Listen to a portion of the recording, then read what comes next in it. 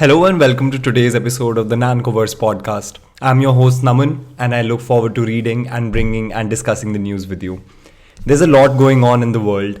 We'll be talking about Google Gemini, which is Google's new multimodal general AI model. We have all heard of ChatGPT by now. ChatGPT has revolutionized industries. It's done so much for people who are into different industries, people who are writers, people who just want to study, read. It's been quite a experimental game changer for many. ChatGPT is so much fun. I personally have so much fun with it as well. I would love to hear from you guys as to how you've been using ChatGPT. Now Google has come out with its own. ChatGPT, as some might know, was by OpenAI, which is a part of Microsoft. OpenAI was also, interestingly, I found out that was invested by Elon Musk in the beginning days with Larry Page. He got out of the investment. It went through some stuff, some turmoil. That can be another episode in itself. The history of OpenAI and ChatGPT. Google has now come out with its own new multimodal general AI model, artificial intelligence model. In today's episode, we will also be talking about mining for critical minerals. This is subjectively speaking, might not be the most interesting topic in terms of its entertainment value. I do feel, however, it is important to know about these things. Where are the minerals that we are using on a daily basis coming from? Minerals like lithium, iron. I don't even know what I'm saying.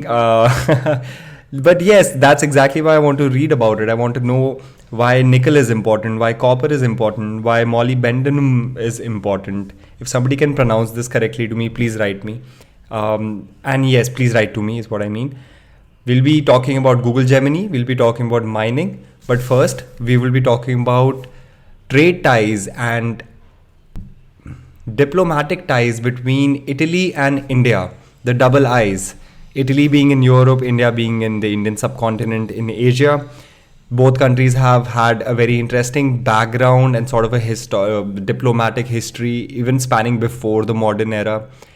It's something that I'm interested in because I would love to travel to Italy someday. I'm sure a lot of my listeners would also reverberate with what I'm saying because it's known for its delicious pizzas and delicious food and wine and cheese and the good life.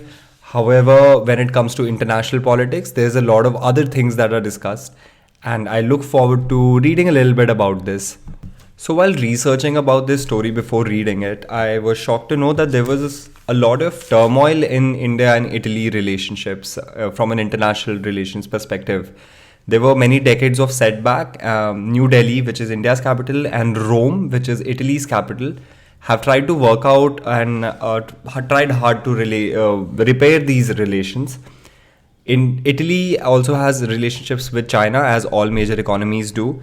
And that is another dynamic that is an interesting one, which is leading to a lot of shift towards Italy's outlook towards India, considering their dynamic with China and the Belt and Road Initiative.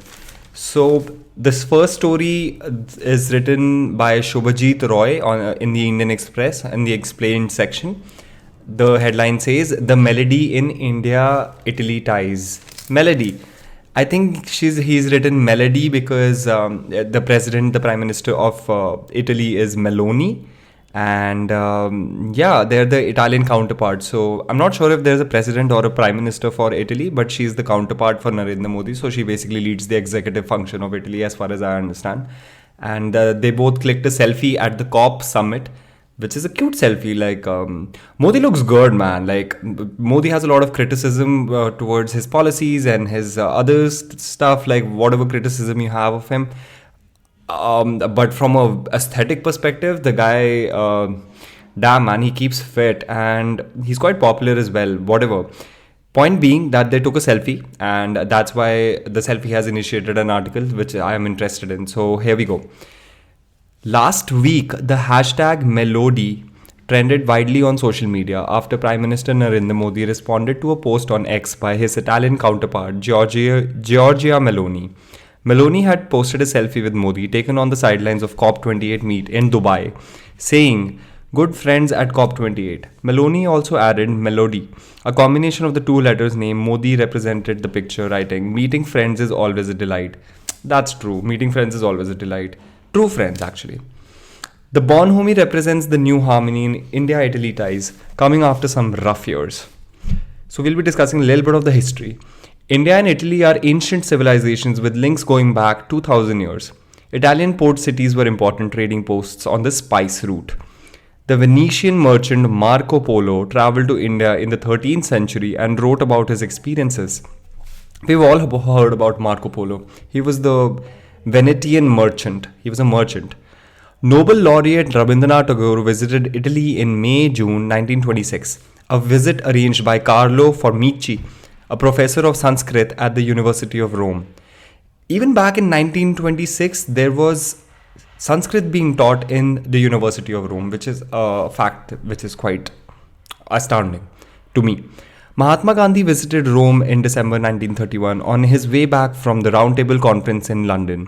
The Round Table Conference is another one of those things that need to be discussed in detail. We will take this up on the podcast. I'm making a note.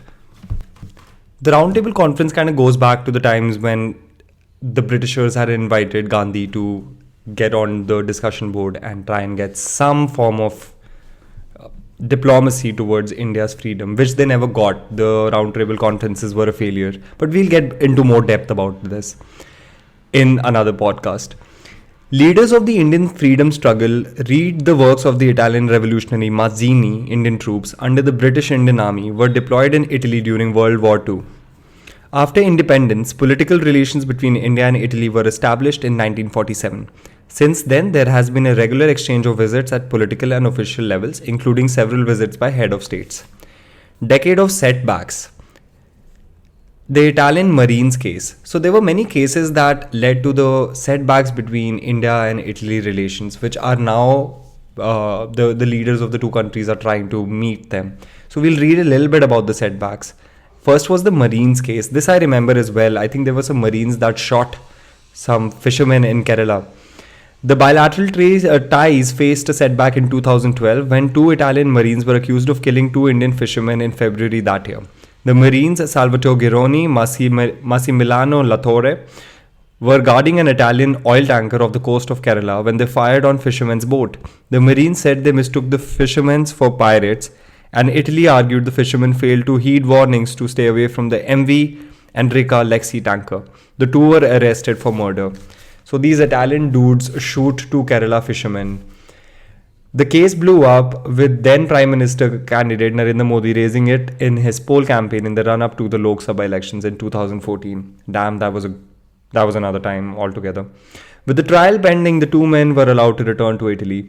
In 2015, the two countries took the case to the Permanent Court of Arbitration in Hague, which is in the Netherlands.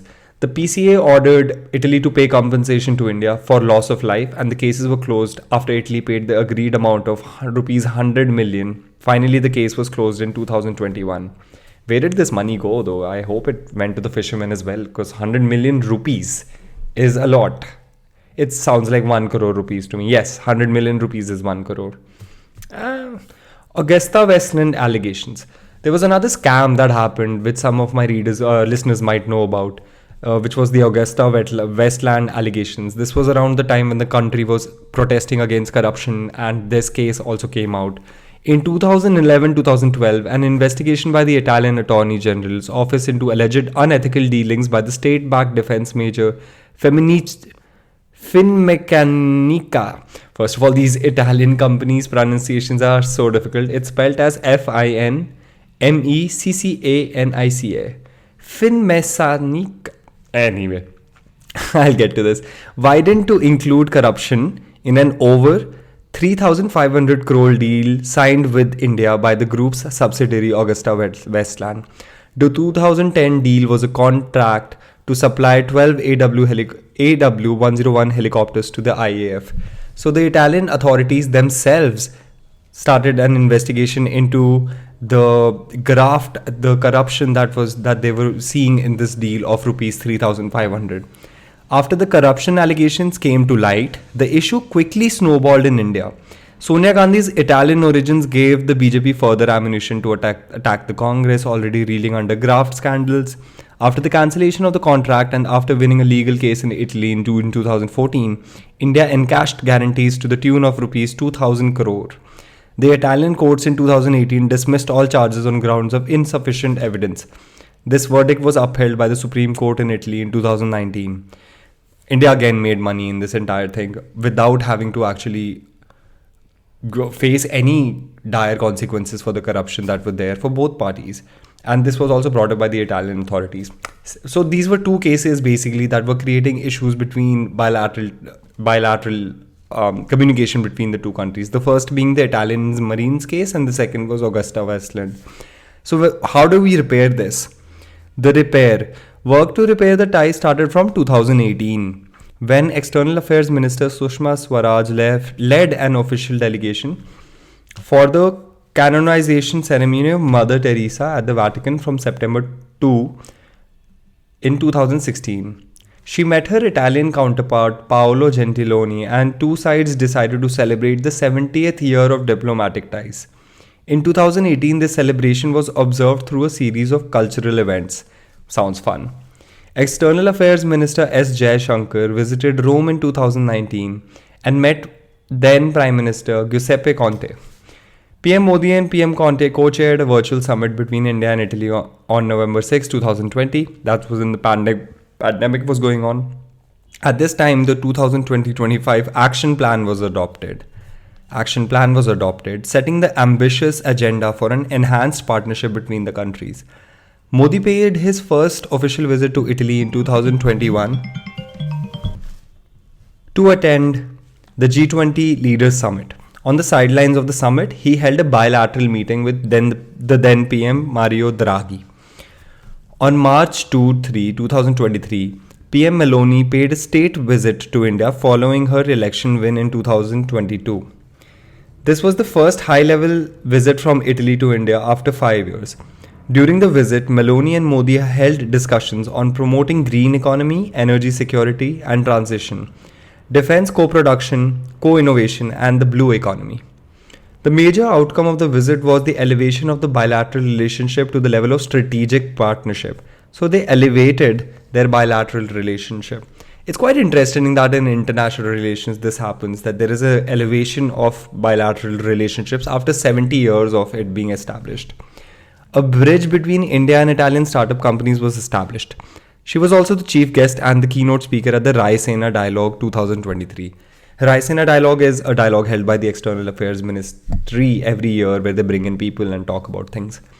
I love how they celebrate a lot as well. There were so many celebrations that they had earlier. I would love to be a part of one of these. When Meloni visited again in September this year for the G20 Leaders Summit, the two sides were on the same page for the India-Middle East-Europe Economic Corridor. This is again an interesting corridor that is being discussed between leaders, which is India-Middle East-Europe Economic Corridor. This is a corridor that they're planning to make from India, which goes through some countries in the Middle East. I'll have to do a little bit of a deep dive into this, and we will surely get into it in another episode. Now comes a very interesting move by Italy, where they had a little bit of a strategic understanding with China, which didn't really work out. And this is about the Belt and Road Initiative. Italy's move to pull out of China's Belt and Road Initiative has added a strategic dimension to the ties between India and Italy. India had a bilateral trade of US dollars 13.2 billion in 2021-22. A more than 50% increase over the previous financial year. Italy is India's fourth largest trading partner in EU. Over 600 large Italian companies are active in India, covering varied sectors. Italian brands such as Fiat and Piaggio to recent Ferrero Rocher, Kinder Joy, Tic Tac, etc. are household names in India. I had no idea that Kinder Joy is Italian. It's so good. I don't know why is it marketed to kids, because I'm the kid that I want Ferrero Rocher actually. But anyway, this is not about Ferrero Rocher or Kinder Joy. Strategically, Italy wants to partner with India in the defense sector. In 2016, following a corporate reorganization, Augusta Westland merged into Leonardo SPA, Finamencia's new name, as its helicopter division. The then Chief of Army Staff General M.M. Narwane visited Italy from July 7th-9th, 2021. His visit took place after 14 years, and at the service of chief level, the interaction occurred after more than a decade. The Italian defense minister conveyed Italy's desire to reboot defense relations with India. So India and Italy look to reboot their defense strategic partnership as well, and not just sell Kinder Joy and Ferrero Rocher to Indians, which I love. Please, guys, let's have better relationships so that these delicious chocolates and more such brands can keep coming to India and we can all enjoy the sweetness. Rethink by Italy on China. Although on a previous note, some pizza companies would be great as well. We need to replace Domino's. But anyway, rethink by Italy on China. China and Italy have been having a little bit of balance of trade issues, and we can go a little deeper into this.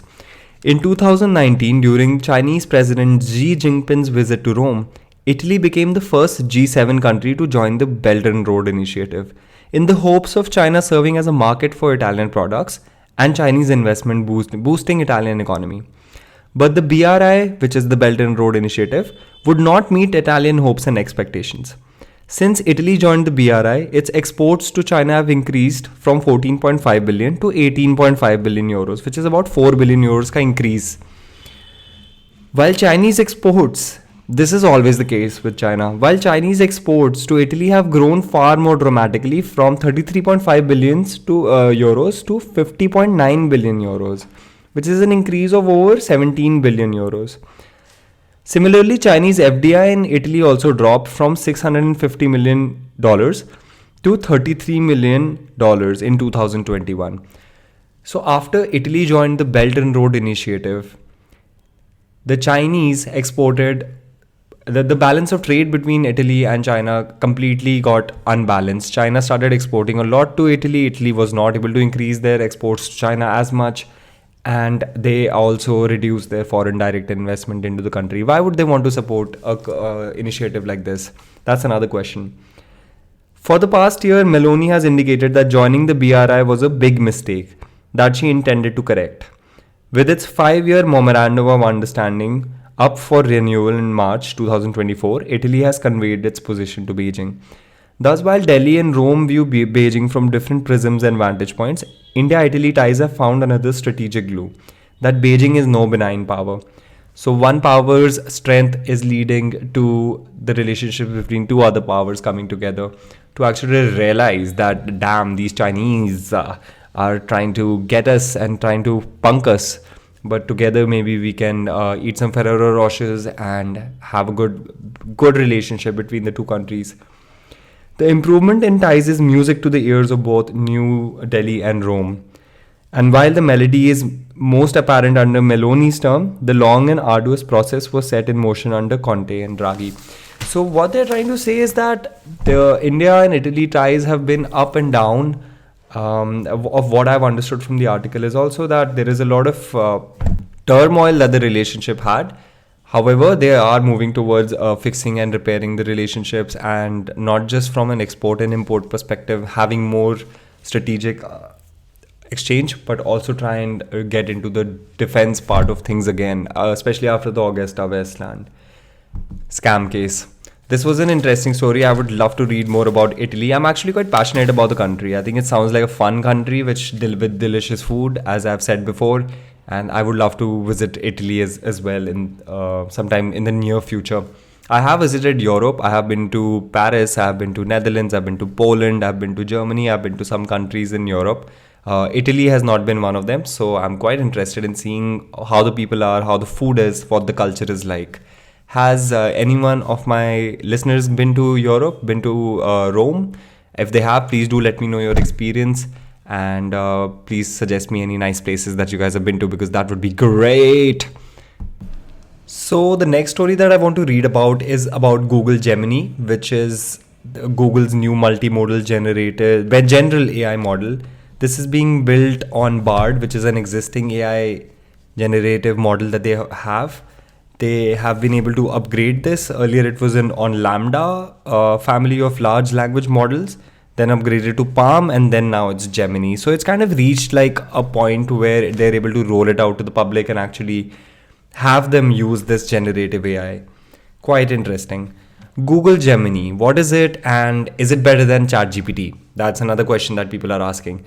Considering it's just been a year for ChatGPT and now it's such a topic of conversation and now Google's also coming into this whole foray, I think the future is insane. Like with the speed that they are developing these generative AI models, I'm only curious to see how these things evolve. However, this is a story by Rajan on the Indian Express, and it talks about what is Google Gemini and is it better than ChatGPT. Google Gemini, a new multimodal general AI model, which is tech giants calls its most powerful yet, is now available to users around the world through Bard, which we already discussed. Bard is a conversational generative artificial intelligence chatbot. Damn, these are long words, but it makes sense. Like conversational generative artificial intelligence. So it's something that you can talk to, like in ChatGPT, whoever is used this, you can understand, you can say hi and it'll be like, hey, how's your day going? Then you can ask them, why is my hair itchy? So it'll tell you that maybe you need to work on getting some dandruff shampoos for your hair, stupido. Anyway, yeah, it's world through Bard, some developer platforms, and even the new Google Pixel 8 Pro phones. The flexible AI model, which comes in three sizes, Ultra, which is yet to be launched, Pro, and Nano, is being seen as Google's answer to ChatGPT, which has been ahead of the game so far when it comes to generative artificial intelligence, or Gen AI. So what is Google Gemini? Demis Hassabis, this is a name, Demis Hassabis, CEO and co-founder of the AI research lab Google DeepMind, said Gemini gets close to the vision of AI that feels like a smart piece of software and more like something useful and intuitive, an expert helper or assistant. I love the way the internet has evolved. I have an assistant on it. Gemini has built from scratch as a collaborative effort by teams across Google. It is also multimodal, which means it can work, understand, and operate across text, code, audio, image, and video. By contrast, ChatGPT cannot work on video at the moment, at least not natively. It is also much more powerful than existing models. Google claims Gemini Ultra's performance exceeds current state-of-the-art results on 30 of the 32 widely used academic benchmarks used in large language models research and development. Gemini Ultra is the first model to outperform human experts on massive multitask language understanding, which uses a combination of 57 subjects such as math, physics, history, law, medicine, and ethics for testing both world knowledge and problem-solving abilities. Also, Gemini can understand, explain, and generate high-quality code in the world's most popular programming languages like Python, Java, C++, and Go. This is something interesting. Like if these languages can develop code, what are the coders doing? I'm sure they are the artists and this is just a tool. And a lot of people have talked to me about this, saying the same thing. Let's see how this evolves. Why does Gemini come in three sizes? They will cater to different needs. Gemini Ultra, the largest and the most capable model, will be for highly complex tasks. Since this model is still completing trust and safety checks, it is available only to select customers, developers, partners, and safety and responsibility experts for early experimentation and feedback. It will be rolled out to developers and enterprises customers early next year. Gemini Pro will be best at scaling across a wide range of tasks and is now available in Bard for regular users across the world. On Bard, it has a specifically tuned version of Gemini Pro in English for more advanced reasoning, planning, and understanding, and more. Developers and enterprise customers will be able to access Gemini Pro via the Gemini API in Google AI Studio or Google Cloud Vertex AI. Gemini Nano will manage on-device tasks and is already available on Pixel 8 Pro, powering new features like Summarize in the Recorder app and Smart Reply via Gboard, starting with WhatsApp. So Gemini Nano, which is its nanoest version, is already available on devices. Gemini Pro is available on desktops, so guys, do check it out. I think it'll be quite cool. I think I'll be doing it right after this. Will Gemini also impact Google's search? Google says Gemini will be rolled out for more products and services like Search, Ads, Chrome, and Duet AI.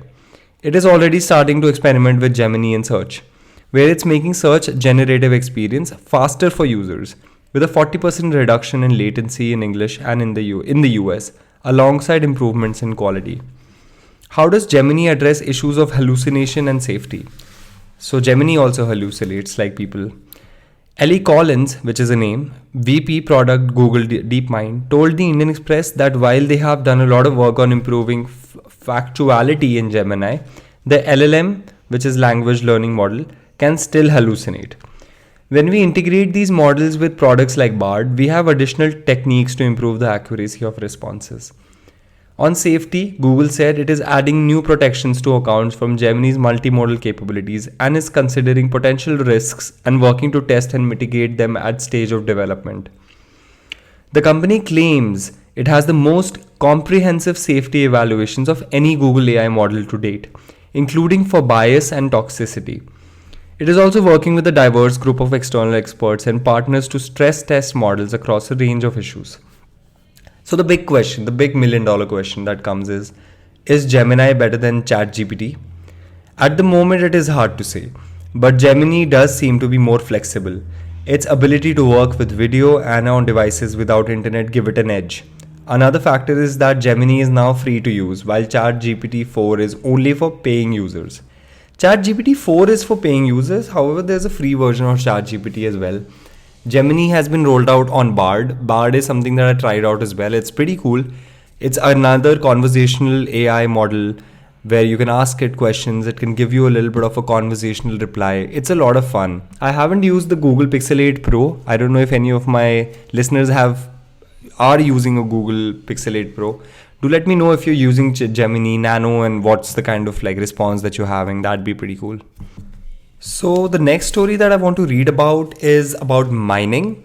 This is economics of the country, something to do with national security, something to do with the fact that we need minerals for our everyday things that we do, right from our washing machines to our mobile phones to the cement that is on our walls.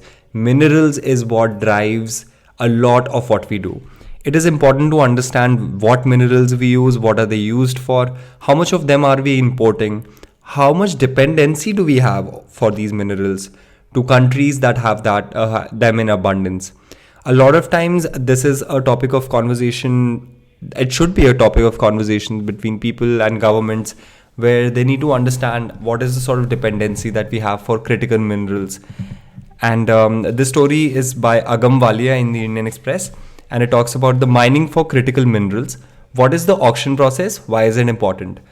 Why is it important for me to read this is because as an individual who wants to be informed, I do want to understand how are we able to generate the sort of minerals that we need in this country? Are there minerals that we require and we don't have, and are we importing them? And if so, then what are we doing about them? Also to understand some of the names of these minerals and what are they actually used for. That is something that I would want to be getting into this story. This might be a little longer, so you can increase the speed if you want. 20 blocks of critical minerals are currently on auction for commercial mining by the private sector. They contain lithium ore, which has uses in batteries and electric vehicles, and another 10 of the 30 minerals that the government declared as, quote, critical in July. These are critical minerals which are important for the nation. The bidding began on November 29 and will continue until January 22. The total value of these blocks is estimated at rupees 45,000 crores, subject to further discoveries or revisions in the inferred reserves. This is the first time that rights related to the mining of lithium ore are being auctioned to private parties. Other minerals in the blocks include nickel, copper, molybdenum, and rare earth elements. All these minerals are used in key supply chains for vehicle batteries, energy storage devices, consumer electronics, and vital industrial processes. I was reading about how batteries are going to be a very important element in terms of national security when it comes to energy. Energy production is something with the growing population. We require energy. Energy from renewable sources can be stored in batteries and giving out to cities where there is no electricity. With the growing demand for electricity, there is going to be an increase in the demand for batteries, and that is something that we can discuss in another episode. Where there are critical mineral blocks, what are the rights being auctioned? The notice inviting tender, NIT, notice inviting tender, floated by the Ministry of Mines, says that the 20 blocks are spread over 8 states. 7 blocks are in Tamil Nadu, 4 in Odisha, 3 in Bihar, 2 in UP, 1 each in Gujarat, Jharkhand, Chhattisgarh, and JNK. 4 of the 20 blocks are being auctioned for a mining license, which means the licensee can begin mining immediately after the requisite clearances are obtained. 3 of the ML blocks, which is mining license blocks, are in Odisha and contain deposits of nickel, copper, graphite, and manganese. The 4th is in Tamil Nadu and contains deposits of molybdenum. So, nickel is actually a very crucial element. It's not only used to make coins, it is also used in making wires. It is used in making gas turbines and rocket engines, and it has the capability to resist corrosion even at high temperatures. It is used to make a variety of alloys which are further used to make armor plating, nails, or pipes. So all of these little elements which are being found in different parts of the country are important from an extraction perspective. They're being given out to the private sector to mine, and there is a hope that they are able to do it efficiently and with environmental concerns in place. But that's just a hope. Again, we discussed copper. Copper is used in electrical equipment such as wiring and motors. This is because it conducts both heat and electricity very well. So copper is a great conductor of electricity and can be used to draw into wires. It has uses in construction, industrial machinery for heat exchanges. So when it comes to the other blocks, what are the sort of licenses are we talking about? What sort of rights are being auctioned for the remaining 16 mineral blocks? They are being auctioned for composite license, which is CL. The earlier was mining license. This one is a composite license, which allows for the licensee to conduct further geological exploration of the area to ascertain evidence of mineral contents. Once the licensee collects sufficient information on mineral deposits, it can apply to the state government to convert the CL to an ML. The licensee has 3 to 5 years to complete the prescribed level of exploration, failing which the license will be withdrawn. So a composite license will give the person a little bit of time to explore the area and see if there are any minerals. A mining license means that the licensee can begin immediately. What other clearances will be required before operations begin? The NIT, which is Notice Inviting Tender, notes that of the total concession area of 7,197 hectares, 17% of 1,234 hectares is forest land. With status as per PM Gati Shakti portal, the center's digital platform to facilitate the integrated planning and monitoring of infrastructure projects around the country. The licensee has to obtain 15 approvals and clearances before operations can begin. These include forest clearance, environment clearance, Gram Sabha consent, etc. So about 17% of the land that's been given out for auction, 17% of it is forest land. That's a subjective understanding of, makes me a little emotional, but it is what it is.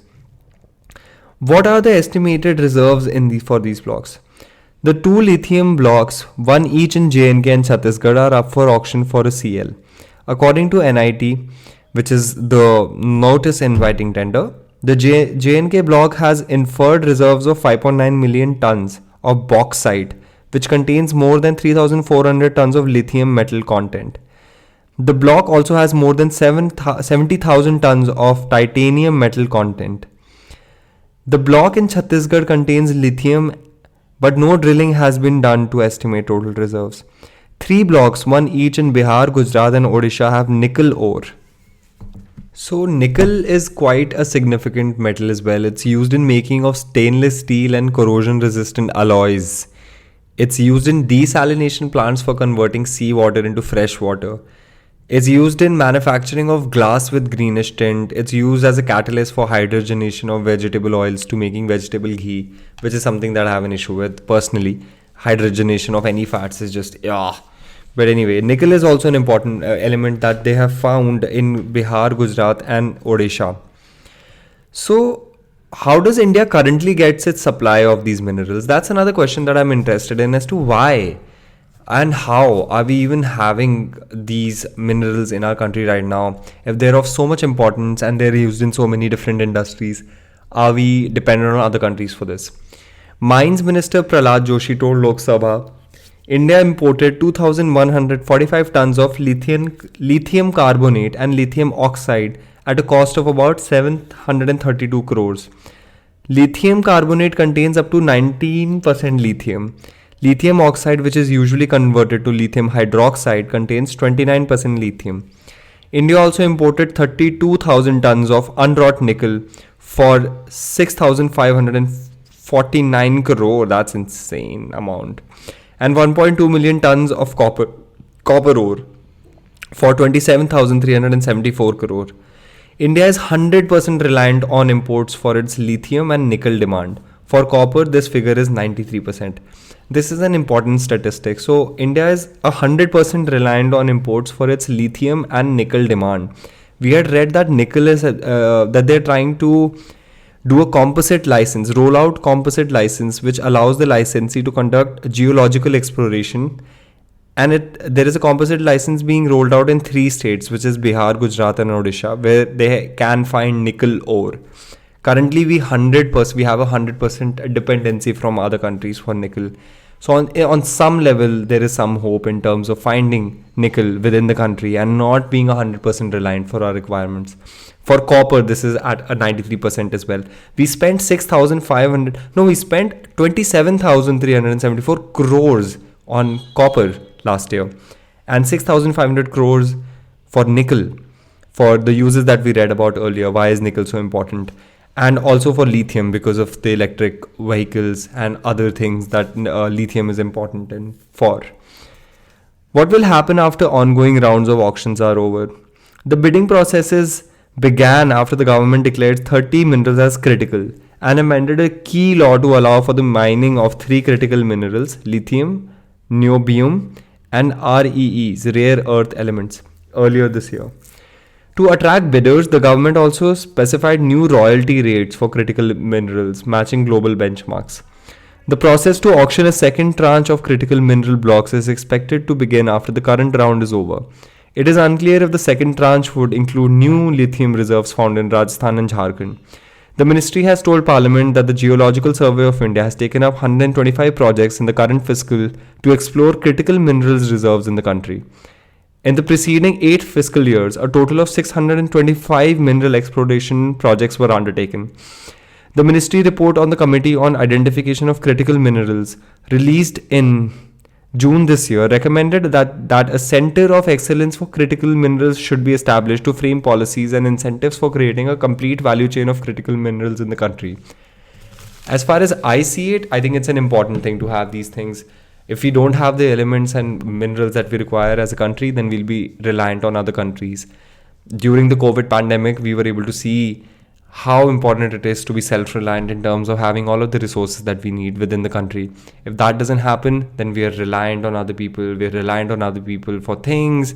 This is also true for people in general as well. Like if you're an individual and you're not able to hold your own fort, you're not able to live under your means, you're not able to sort of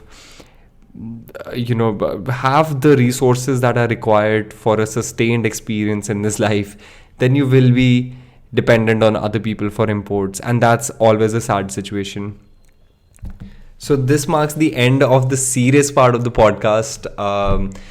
I hope that you guys found some value from the stories that we read today and the sort of stories that we delved into today. I will try and do more research before coming onto the mic.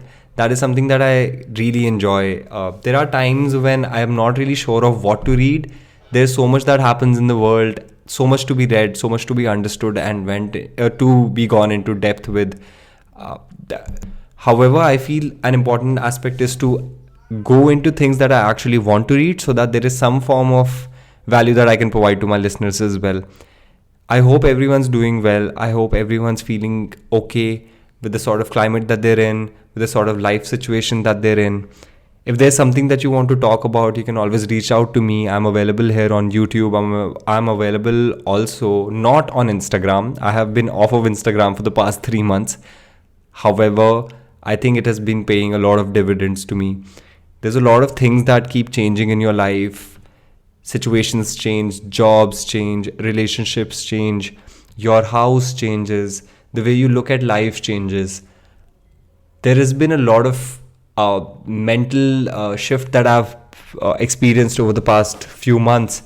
And I do feel like there is some value in coming on and talking about it freely without having the urge to sort of talk about it from a self-deprecating point of view. Because I feel like everybody goes through changes. I go through changes. And it can be a process for you sometimes, in a sense, to understand what's really happening. There are times when people will not listen to you. They'll not be able to understand what you're trying to say. You will shout, you will scream internally, externally, but people will not be able to listen to you because they don't have the bandwidth to be able to listen to you. And you know what? That's okay. That's totally fine. If you're not being heard, hear yourself. If you're not able to hold your own fort, try your best. Let's not be reliant on other people as much as possible. Let's not be reliant on the goodness of other people, because that's something hard. That's something that is not a given. People are not indebted to help you. You're indebted to help yourself. And having said that, that's where the power of real good friendships and real good relationships and love can be a very powerful force in terms of getting us out of situations that we don't want to necessarily be in. Sometimes I did say that one should hold their own fort and should be able to take care of themselves. But I don't mean to say that in the sense that you should not reach out for help if you require any help. If there's a loved one around you, you're blessed. You should speak to them. And if not, then seek help if required. But if there's no help required, keep going, champ, keep going. And I am rooting for every listener out there. If you listen to the podcast up until this point, I salute you. I thank you for taking the time to hear me. And a great way to support the podcast would be to hit the like button on YouTube if you're listening to this on YouTube. If you're listening to this on Spotify, do follow me on Spotify. You can even head to the YouTube link and subscribe to the channel over there. That would be a great zero-cost way to support the podcast. If you're listening to the podcast on Apple, give me a 5-star rating, and if you like the content. And I have nothing else to ask for. I just enjoy doing this, and I'm glad that another episode has been wrapped up with some information about Google, Gemini, about information on Italy and India relations, and about the minerals that we require as a country to be self-reliant and strong and powerful. If you guys have any feedback for the podcast, please feel free to drop in on the YouTube comments, or you can email me at nancotalks@gmail.com.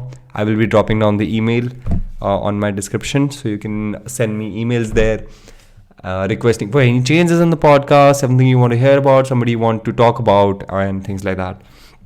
Also, an announcement. I have an interview with Smita Singhal, who is the CEO of Absolute Water. These guys are doing some incredible work in terms of water treatment. Water is an extremely important resource that everybody requires. We're 70% water, and these guys are in the business of making sure that the industrial wastewater is treated and we have solutions and lesser problems when it comes to water. So do look out for that podcast. I think that should come out on Wednesday of next week. The interview is happening on Tuesday. I'll take some time to edit it.